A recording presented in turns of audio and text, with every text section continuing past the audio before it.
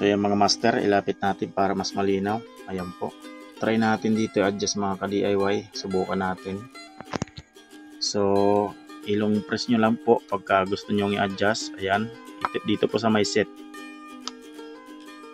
Ayan po.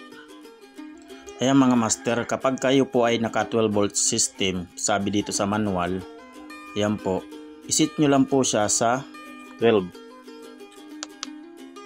Ayan. Set nyo, pindutin nyo lang isang beses yung set. Okay na. Ayan po. Tapos doon naman mga ka-DIY sa kung 24 volts naman mga ka-DIY yung gamit nyo, set nyo lang sa 24 volts. Kung 36 volt, ayan, set nyo lang din. 48 volts, mayroon din po. Kung 48 volts po yung inyong gamit na battery, yung setup nyo.